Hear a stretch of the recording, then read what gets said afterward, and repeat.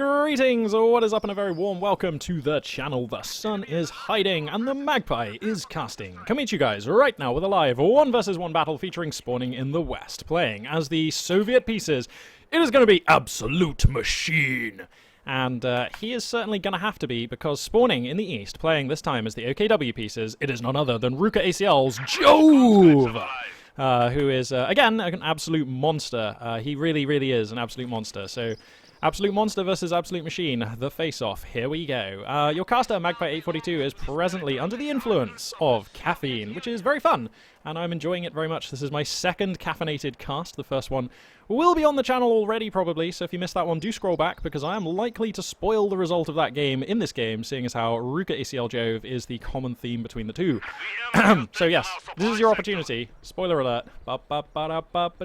Okay, so last game, it was Jove as Soviets versus High Five as OKW, and Jove absolutely kind of smashed it. I mean, it was a decent game, and it did go on to the late game, but it really never felt like Jove was out of control of that game. It really never felt like his position was in jeopardy, like he was actually genuinely under threat. So now that the roles have been reversed, though, let's see how RUKAclJove handles these Overcommand West pieces. It's been a very long time since I've seen him play Axis, I think. And it's certainly been a long time. I can't even remember the last time I saw him play OKW. So this will be very interesting. And now, OKW players, do take note. Jove, of course, one of, I would say, the top 5 players of all time in Company of Heroes 2. Absolutely. You know, a bit of a legend on the scene. One of those names that turns heads. So it is likely that he's going to be incredibly efficient, quite skilled, and have a little bit of insight regarding timing, build orders, and strategies with the OKW pieces, so definitely crack out your notebooks if you want to learn a few things here with the OKW. Looks like for now it's going to be a Volks heavy opening, going up to 3 of those. Running with Scavenge, Special Operations. Is this guy's name, Special Operations? Yeah. And the Fortifications Doctrine, going to be the 3 commanders of choice here for Jove. Be curious to see which, if any, of those he picks as the game moves on. For the Soviet player, Absolute Machine, who I'm probably just going to call Machine, not to be confused with the fantastic, beautiful, and lovely GG's the Machine. Absolute Machine here, going to be going with Conscript heavy opening here, getting a reasonably good engage here, forcing back those Pioneers with a reasonable amount of damage on them, though the Pioneers were able to trade for some damage of their own. I never like trading with Storm Pioneers, especially against Conscripts, because Conscripts are worth so little, and Storm Pioneers are worth, like, relatively so much, that you do feed veterancy at an alarming rate, and that never feels good to me. I prefer to keep my Storm Pioneers somewhere hidden, and then they can come into the fight once the conscript squads are down on 5 or 4 men and bully them much harder and trade for a lot less time. Oh, you mean you don't always have that luxury, so... but anyway, that's how the ideal OKW early game fights look for me. I move in with the Kugelwagen with the Volks, put some damage on, and have the Storm Pioneers doing something like, you know, something sneaky, a little flank maneuver or something, coming from behind a line of sight blocker, hopping through a building, something like that to try and catch a Soviet player unawares with their high DPS and minimize that window of trading, like try and keep the fight down to a short time window. Looks like for now, Absolute Machine getting off to a superb start here. Triple cap established. Fine map control. Nice spread of units across the map. You can see in the bottom left there, that mini-map looking pretty good for the Soviet player here. And it is fair to say, I think, on Kolodny Farm, which, by the way, is the map, RUKAclJove getting the slightly unfavorable spawn. I mean, this map is not, of course, completely symmetrical, and it's been in the game since release, and my feeling is still, even with the rebalancing, you know, there was a lot of changes to this area of the map, and some down here as well, that this map still kind of favors west spawn. Pardon me. I just like western spawn better on this map. So Jove here, perhaps with a slight disadvantage caused by that. I mean, even with a bit of spawn bias, this is still one of my favourite maps in the game. It's still just a cracking map, which you know, can support any style, and is more or less like reasonable for allies or Axis. Like, I mean, you know, there's probably some slight bias here or there, but I don't think any player would really seriously veto this map on the basis of playing Axis or allies only. So, anyways. Looks like Jove finally going to get a squad of Volks Grenadiers unopposed to capture the southern VP. Also manages to grab mid with another squad of Volks Grenadiers here. So turning around the scoreline a little bit here, he will be. Let's just take a look at the check the tech here for the Soviet players. No sign of Molotovs, no sign of AT grenades, which of course would be a little superfluous, I suppose.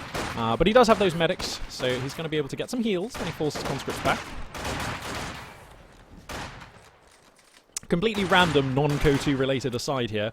I've made myself a banana smoothie chaser to balance out this caffeine, so I'm hoping now the blood sugar is going to start coming back to normal, and I can float through for a dreamy, caffeinated but well supported, like cushiony, sugary cast here. That's the vibe I'm going for.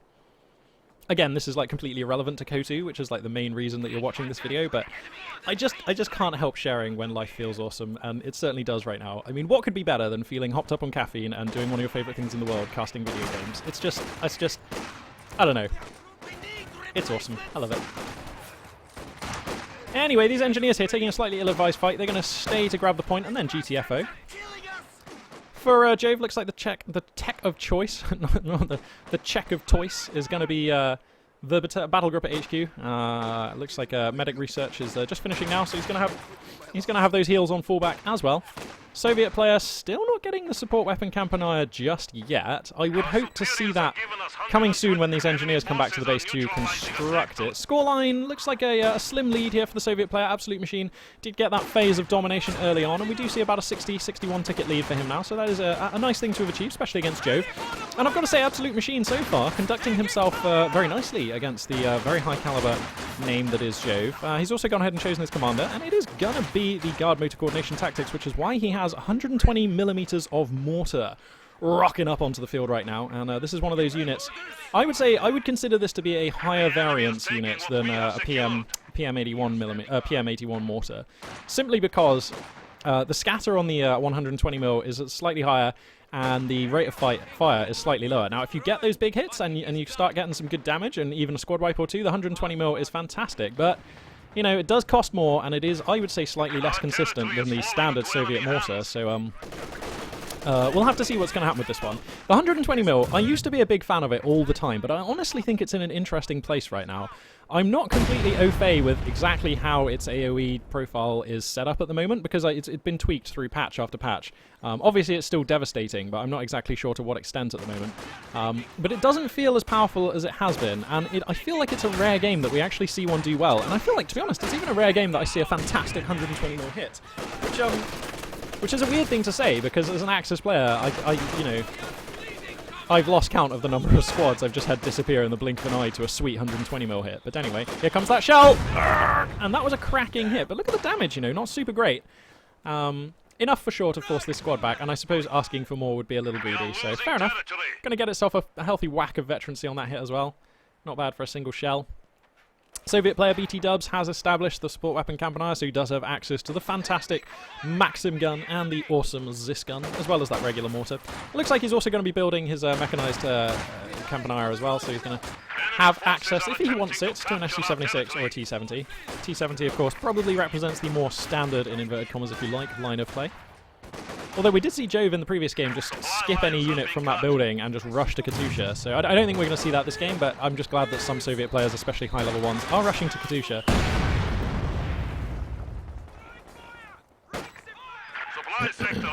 Very even game so far. I'm loving this. I mean, you know, bit of a scoreline advantage opening up here for the Soviet player, but if you knew nothing else except for that two reasonably evenly skilled players were playing each other, and one of them was OKW and one of them was Soviets, and you said who's going to have the ticket lead at like the 10-minute mark, you'd have to be kind of a madman to say that OKW would have the score lead. Like, Soviets are just so good at early game field control.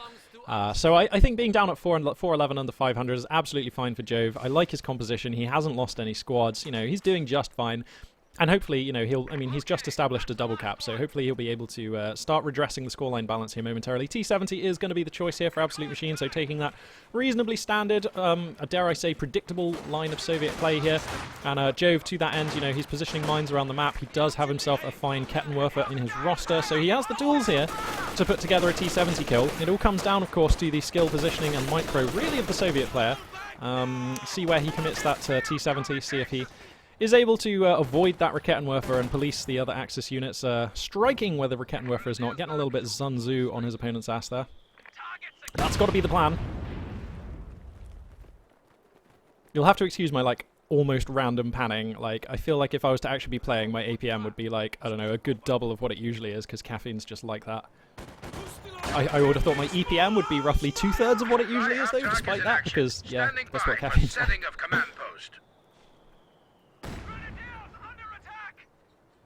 Let's check on this mortar. 2 kills now, coming up for its first star of veterancy. Definitely performing all right. Nothing to write home about though particularly. T-70 here, going to reveal itself on the south of the map. Takes a Faust in the nose almost straight away here. AbsoluteMachine just skirting a little too close to that Volk squad. Going to use the crew repair to get rid of the engine damage. So, you know, an easy matter for those engineers, or that tank crew, but a little annoying. What happens to that? Like 30 munitions or something? 60 munitions. Wow, well more than I thought, actually. And as I said in the last broadcast, which will also feature Jove, I am a little rusty with Soviets. In fact, to be honest, because of being a caster, like that definitely reduces the amount of time that you can play. Because like when you're sat at your computer doing something to do with games, you can either play or cast, and so casting like necessarily eats into your playing time. And now when I play Company of Heroes 2, I just almost always play OKW or Wehrmacht, just because they're my like most comfortable factions, and it's kind of like, you know, I probably only get to play like, I don't know, 5 games a week or something like that. I don't know, it's probably more than that actually. But it's not many. So yeah, I'm definitely like, my USF knowledge is just like totes rusty. I really need to brush up on USF massively. Brit knowledge I'm still good with, I love Brits. But Soviet's also a little bit rusty. I probably shouldn't just be advertising how bad of a caster I am, like live on air. I should probably just be like, no, I'm a pro caster, I'm Magpie842, I know all of the things about everything. Of course I do. Of course I do. Is that a second 120 mil? Ugh, machine, you are a dirty person. I feel like with 220mm mortars, the potential for those like semi-rando feeling squad wipes ramps up. Nice shoe mine hit here, going to kill 2 conscripts. That's kind of a so-so hit, I suppose. Schwerpanzer HQ comes down in the what is pretty much de rigueur position here for most OKW players. Covers the cutoff, which is of course the crucial thing, and it's also reasonably defensible, though it can be focused down with some nicely positioned Zis guns, Su-76s, what have you.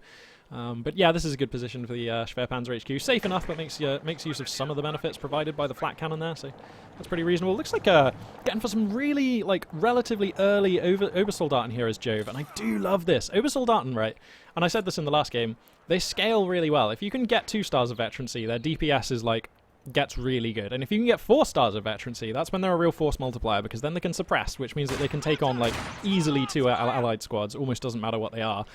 Sometimes more. And like they really do gun things down, especially conscripts. Soviet units, they just get shredded by them with the LMG-34. So I like getting them now. This means that these Obersoldaten are going to have a good amount of time to get vetted up, and hopefully if Jove can keep them alive, they'll be a real asset in the late, mid, and late game. Going to be mixing in some indirect fire of his own. Another mines here. Those shoe mines actually beginning to be a little bit problematic for AbsoluteMachine. Does he have a metal detector? He actually has no metal detector. Only 1 squad of engineers, and they already have a Flammenwerfer, so he's going to be falling foul of those mines for a little bit here. Scoreline, about 100 tickets in it now. Well, 95, but yeah. We are losing territory. Be interesting to see what Commander Jove goes for here. I feel like on this map it has to be like, whatever I say, it's gonna be Caster's Curse, and he'll pick something else. But I feel like this is a scavenge doctrine map. I really like it. But if he was going to take scavenge, he would have taken it by now. You feel like. Oh wow! Just literally clicked away as soon as that T-70 hit some more mines. Well, crew repairs are going to come down. Will that get rid of the engine critical? I don't think so. So this T-70 is going to have to limp all the way back and get repaired by some actual engineers. Is it? I think it is. Let's keep an eye on that T-70 in the top right here. Meanwhile, a little bit of light skirmishing going on down here. This MG-34 still thundering away. Soviet units still doing their best here. Storm Pioneers get a lovely flank coming in from the rear here, and that should be all she wrote for these conscripts. They all need to GT the FO here. More STG Volks actually could get set up onto the fallback path of these conscripts, and possibly look to get some additional damage here. Wow, 120mm mortar as well, falling down in an interesting position. Now, somebody told me recently that mortars don't actually inflict friendly fire damage. So I'm just putting it out there. If somebody could tell me in the comments whether or not that's true, I'd muchly appreciate it. Because I always thought that they did, and I'm sure I've seen units take friendly fire damage from mortars, but I mean, I could have just been wrong, so that would be interesting to know if anyone does know for sure on that one. Apparently it's something Helping Hands said on his stream. That's where I heard it from.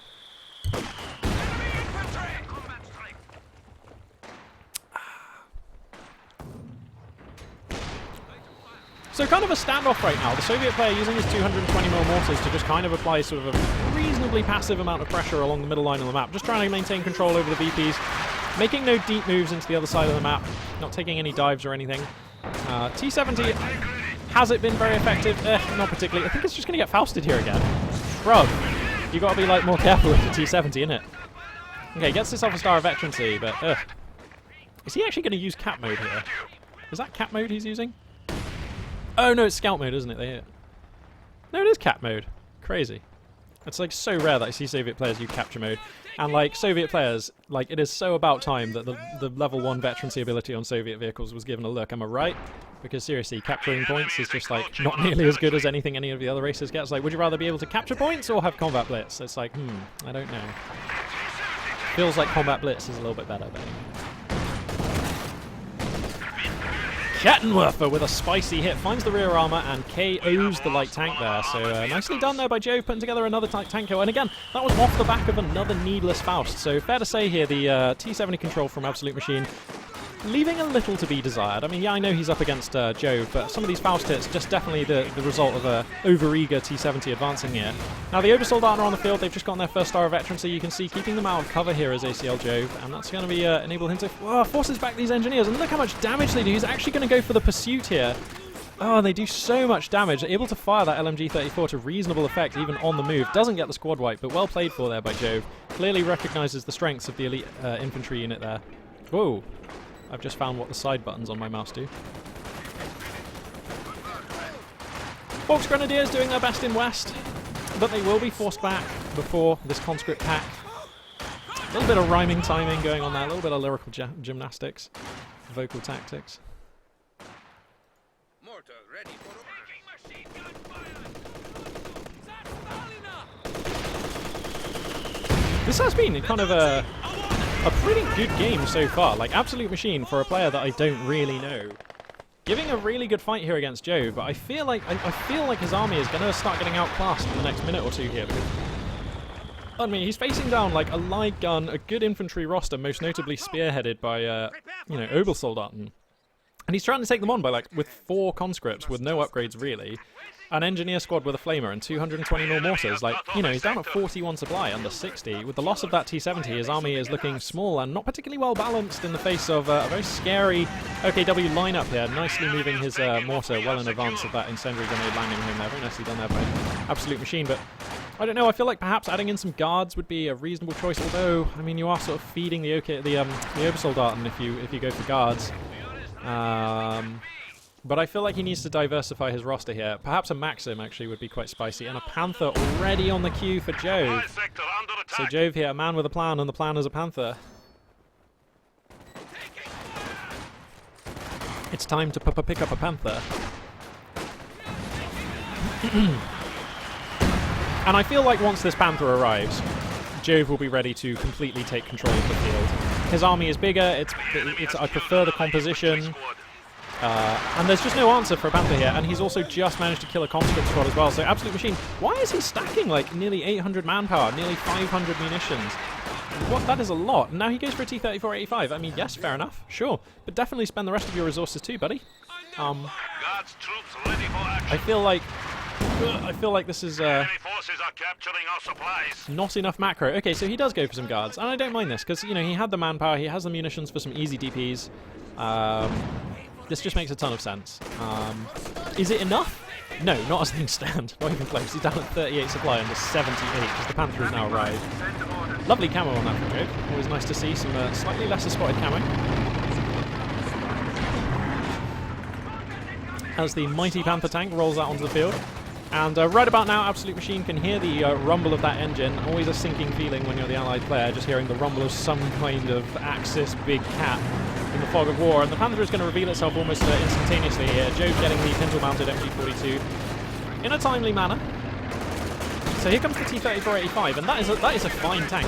It is a spicy and fine tank. But, oh, gets unlucky with an immediate bounce off the front armor. Button comes down though off the guards, and with a marked vehicle, looks like the T-34 gets around to the rear, and this Panther is now in serious jeopardy. Volks are going to show up here, so the Faust will be forthcoming, but I don't think that's going to change the outcome of this fight here. It's not going to add enough damage to change the way this race looks, and the Panther could be killed in the next hit, and it does go down. So Jove here suffering a massive loss, his most expensive unit, and without doubt the Kingmaker on the field taken down ignominiously by a very well executed Soviet tactics there. That was a combination of button marked vehicle and an inferior Soviet tank coming together nicely there for a bit of a kung fu kill on that Panther, and that is brilliant. Fantastic stuff from AbsoluteMachine, and with that, this game looks a lot more even than it used to, you know. That's like 175 fuel, I want to say? 200? Oh yeah, of course, OKW money. Wow, okay, that's like 200 fuel. Just boom, gone, just like that.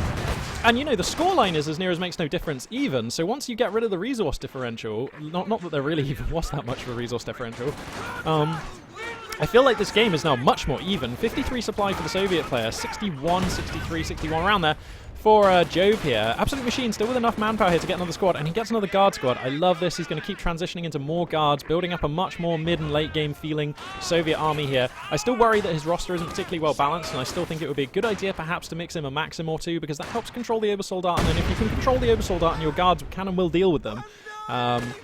So I would like to see him diversify his roster a little bit here, but AbsoluteMachine here with a clutch Panther kill drags himself into this game. That was exactly what he needs to do. You have to imagine the adrenaline levels for both players. Took a little spike just there. God damn, that would be an interesting thing, wouldn't it? If I could click on stats here and we could see like the biometrics for the two players, you know, pulse rate and all that kind of stuff. That would be so interesting. But it's not a thing that we have access to. Good God, I would love to. That would just be fascinating. So anyway, I feel like when we get a moment of quiet, I'm going to whip up the stats here because I want to know who's been more efficient this game. I actually think it's really hard to tell. Feels like Jove has been way more efficient over the game, but I don't know by how much. T-3485 here is repaired and ready to rock. RUKAclJove are going to catch it in arc here, so it's frantically backing up and doing its best. Going to come across to deal with these Obersoldat, and that is a premium target, of course, for the medium tank. Jove wants no part of feeding veterancy to the medium, so he's going to immediately get his elite infantry out of there with good reason. I do like that. Okay, so now let's check the stats here. So for Jove, 15,576. For AbsoluteMachine, 11,970. 103 kills for 50, so definitely it's fair to say Jove being more efficient over the course of this game so far. And that is reflected in the fact that he has a much larger army with a better composition right now, but he doesn't have a vehicle, and he doesn't really... I suppose he has 2 RUKAclJove and a number of Fausts, but I don't know if that's like really a concise answer for this T-3485, you know? T-3485 is one of those tanks that can and will kill a RUKAclJove if it finds it exposed or comes at it from an odd angle or anything like that. You know, with the main cannon and the MGs, the damage on those is so good against weapon teams in particular. That I don't think it will take too much to go right for the Soviet player to actually just kind of get rid of some of this AT. I mean, having said that, it doesn't take too much for Jove either to take out this T-3485, but that's what makes this game so interesting right now. That's what makes this very much a game that is alive. Volksgrenadiers all just having to give way to the T-34 here. Donk! Oh, I thought for sure that live hit was going to be a penetrator, but just misses. Scorelines now, pretty much as near as makes no difference even. Slight lead here for Jove, about 20 tickets in it. Uh-oh, AbsoluteMachine putting some demo charges and some spicy locations. How do you like it, Jove? We're going to see. There's no metal detector in the hood. These Volksgrenadiers, these Obersoldaten getting a little close to the demo charge. We'll see if they're going to be retasked and head south here to cap this point. It is definitely a possible destination for them. Jove would obviously love to be in control of that VP. Jove right now stacking about 170 odd fuel, so if he wants, I mean, it seems like he's probably saving for that second Panther here. Oh, Storm Pioneers, they do see it, the metal detector is here, but the Soviet player can still click that. There we go, Jove immediately gets back, and now he's going to focus it down. There we go. Whew. A tense moment there, but Jove diffusing the situation nicely. Without actually defusing a bomb, he kind of shot it to death.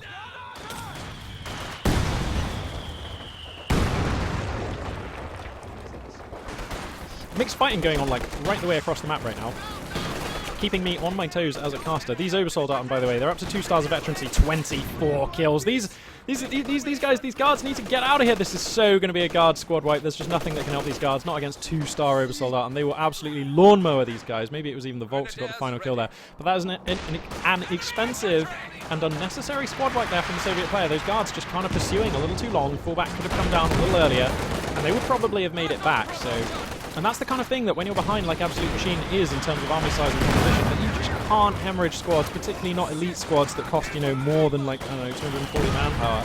Can't be hemorrhaging those like that. Jove going to get these Volks out here with very nice timing. And these conscripts are at 3-star vet. They're facing off against Storm Pioneers at point blank range. Okay, they are going to get out of there, but giving me some minor heart palpitations. Well, that could just be the coffee. We'll see.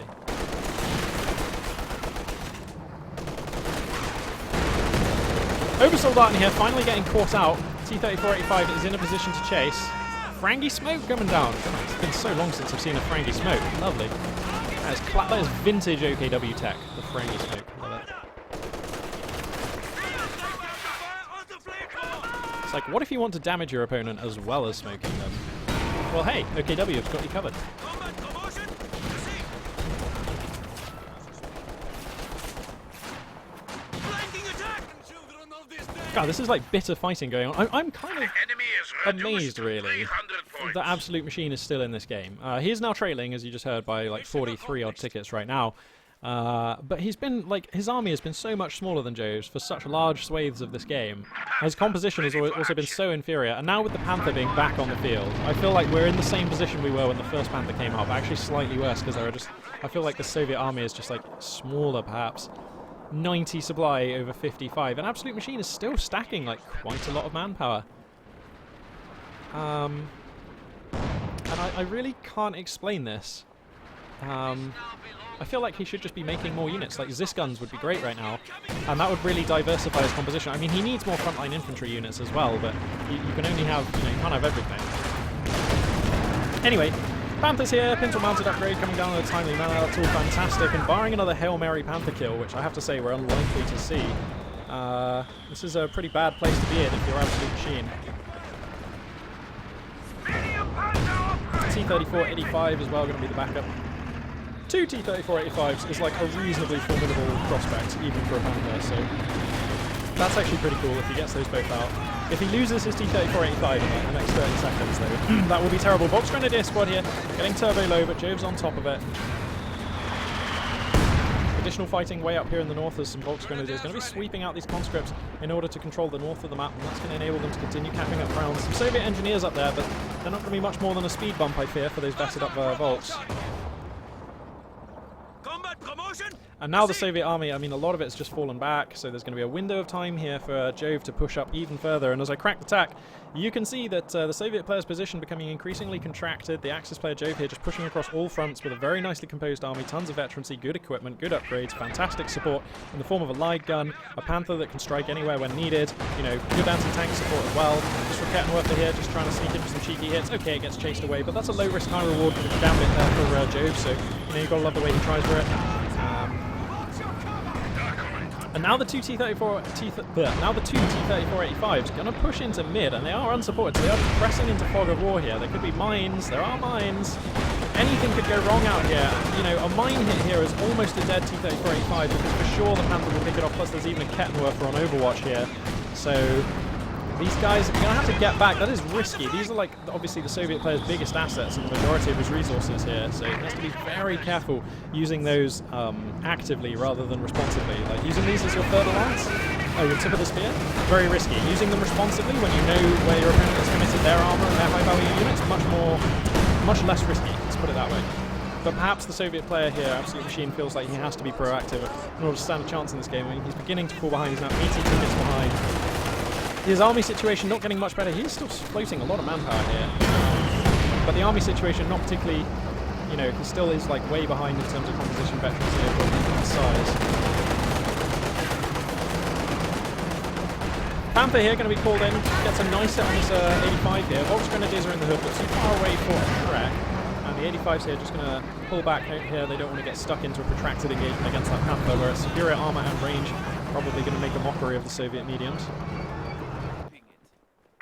Conscripts making a foray here out into the south, but there's an MG-34 in position, which will just pin and repel them nicely here. And you kind of feel like this is a game which Jove has under wraps. You know, this is without a doubt his game to lose at this point. He's going to be establishing a triple cap here momentarily, and that's exactly what he needs to do. That is his fastest route to victory here for sure, you know, outside of just killing all of his opponent's units. The 200mm mortars, let's check in with them. 1 star of veterancy, 1 kill on one, 4 kills, 1 star of veterancy on the other. So what I was saying at the start of the game about these units being like feeling high variance to me, like this game, that variance seems to have rolled on the low end of usefulness and utility for the Soviet players. Bit of a shame there for Absolute Machine, but I mean, he's had them in good firing positions this whole game. I've been hearing continuously that donk of them firing and seeing shells rolling down for a lot of this game, so it's hard to criticize Absolute Machine too much, you know. All you can do is keep your tubes firing. If they don't hit, well, that's beyond your control in this game, so at least he has kept them firing. 3 stars of veterancy on these oversold and how many kills? 32. And they're just, if they get to the 4th star of veterancy, nothing in this Soviet army, well, I suppose apart from the tanks, but all of the infantry then have to like totally respect those oversword art. And, oh my god, they're just so dangerous, just gunning down these engineers. They'll gun down the guards too. They'll just gun down everything. What do they get at the 3rd star of veterancy? Enables them to heal when out of combat and increases survivability. So it's kind of just what you want, really.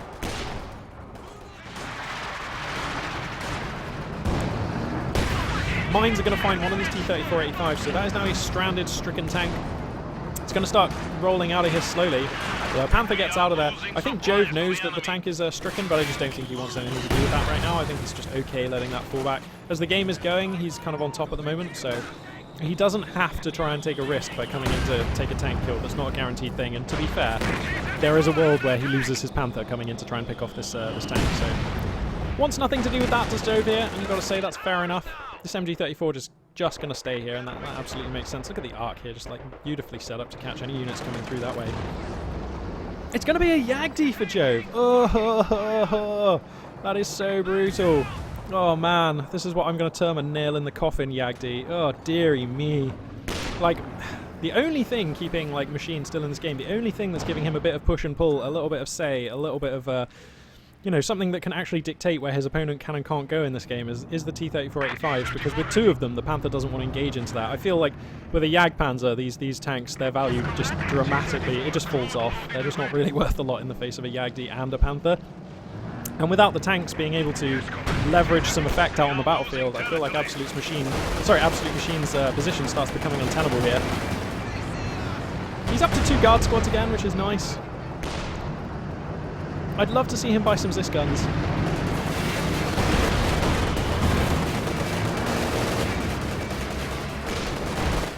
Bit of a tank battle here coming down. T-34 is exchanging with the Panther. Panther gets totally the better end of that one. Frontal armor proof against the shots from the Soviet mediums, inflicting some damage as well to the 2-star Soviet medium. And here comes the Jagdpanzer. Oh no, sorry, he's actually supply capped. That's why the Jagdpanzer is not arriving. So he's going to have to like lose a couple more men for that Yagdi to come in. I think they're what, 13 supply, something like that? 14, okay. A sector has been cut off.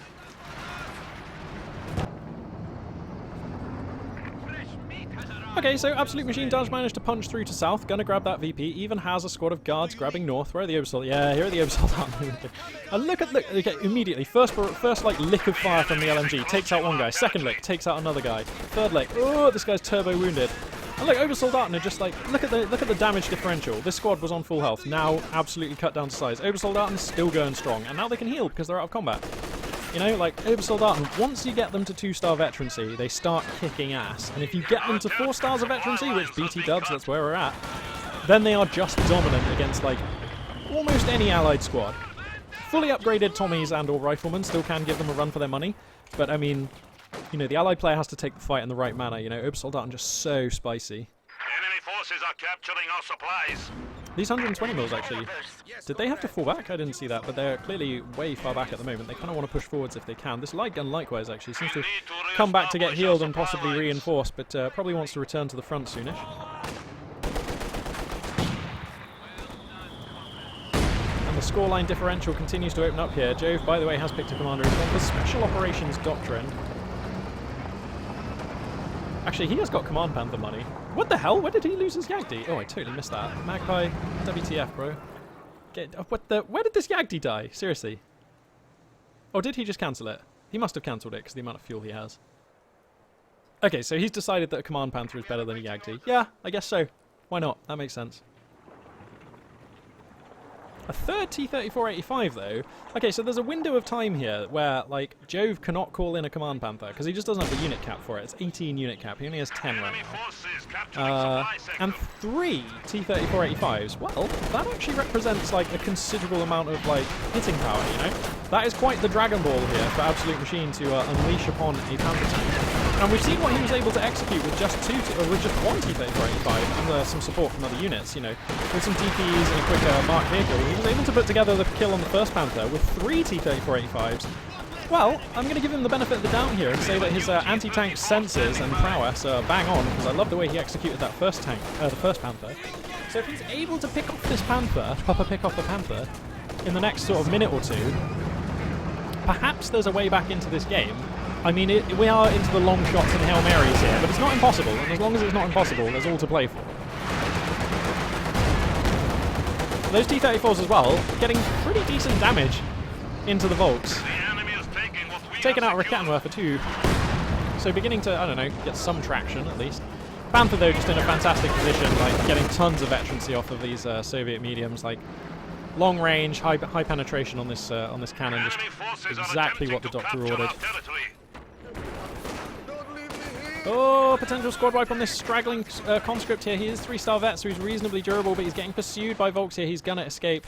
A close run thing there, and another Vermac Schlepper coming out for Jove here, so possibly angling for the, or at least wants the ability to call in a Tiger. Which, you know, you all know my views on the Tiger. I'm not a Tigerist, not a KT. I love the Tiger 1, but the KT is just... It's just a rare game that unit is like at all efficient. I mean, sometimes it's the right choice, but I just think it's such a boring unit that I don't really like it. Panther going to come in quite far here. T-34 does what it can, but the frontal armor on that Panther is just like ever excellent. He's coming up for the 2nd star of veterancy in the like not too distant future, which of course gives it additional armor, which is going to make it even harder to deal with. AbsoluteMachine, bro, I swear, please just get some Cis guns. Because, like, your opponent only has 1 light gun, right? And that does not 2 Zis guns beat, and that light gun's quite far back anyway. So you could position the Zis guns, like, here, have them with line of sight into mid.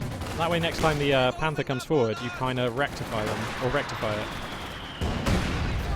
Oh, these Volks getting turbo low. Guards with 3-star vet are in the hood. This actually could be a squad wipe. It's very low odds, but yeah, there was a brief moment there where a bullet could have found that Volks Grenadier, but it didn't. So Jove going to get away with that one for now. An AbsoluteMachine here, putting together a totally reasonable game here in the face of an absolute monster. I mean, I don't agree with some of his choices, and he's definitely lost a couple of squads here and there, you know, without necessarily needing to. But he's taken Jove up to, like, you know, nearly the 40-minute mark here, and he's still, like, out on the map. He's still making advances. Like, he is not dead in the water by any means. He still has, like, 3... Oh, God, that's a KT. Okay, so the KT arrived. But he still has like 3 T-34-85s for what that's worth, and he's managed to grab, you know, a RUKAclJove. That's something. But you know what else is something, and something bigger is a KT. My goodness me, what are we going to see? And now, what can AbsoluteMachine do in the face of such reckless access? I'm just not sure. T-34s are going to rumble forwards here, but I mean, you're engaging a Tiger up front. It's gonna hurt. I'm not gonna lie to you, bro. This is gonna hurt. Bonk! Doing masses of damage as the big cat here. T-34 scurrying back. You can see the turret still tracking the wounded one, and bang! There goes the first T-34-85. Some damage now. Coming down onto the Tiger. RUKAclJove are chipping in. Volks Grenadier scrambling to try and get an AT grenade in there, but no luck. This T-34 as well trying to solo the Panther. That's not going particularly well. This T-34 trying to solo the KT. Both of these mediums, of course, completely outclassed by their Axis targets here. RUKAclJove are in a nice position. They ought to get a tag onto this. No, it doesn't. Oh, there we go. Finds the Panther. No, it doesn't. Miss there. Pretty unlucky. The KT's engine is broken though, and this RUKAclJove is, you know, in a stalkable location, so it could get a little more damage onto the KT before it's able to fall back. And that just means it'll take longer to repair it before it comes back onto the field, so that's nice for the Soviet player. Gonna get one RUKAclJove around? No, not even. 3-star T-34-85 is a nice thing to have, just saying.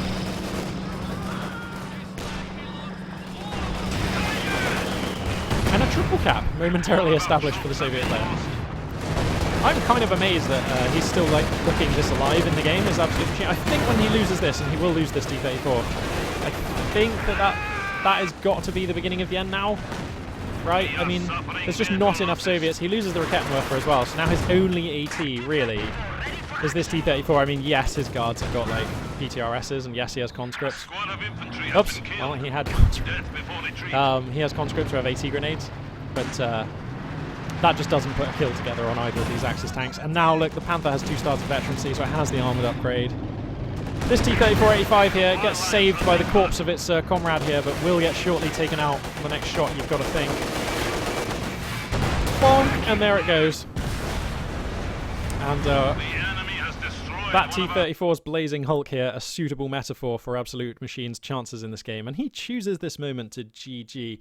Definitely a spirited game there by Absolute Machine, and I was heartened to see him lead for, you know, some sections of that game. Definitely throughout the early game and possibly even the early mid-game. I mean, to some extent, the scoreline differential, simply an artifact, perhaps you could argue, of the Soviet versus OKW matchup these days, but still well realized by Absolute Machine and well executed. You know, his force distribution was spread out across the map very nicely, and he was taking good fights against Jove's OKW forces, as I was saying, for the early and the early mid.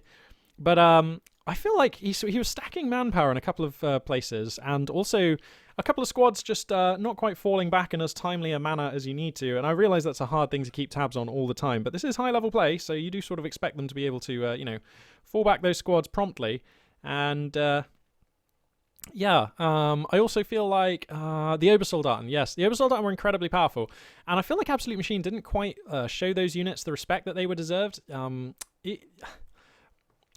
It's hard to say exactly what he could have done differently, but for sure I feel like he exposed his squads to a lot of fire from those OKW. I mean, those OKW, how many kills are they on now? It's like 39, like, ouch, that is rough.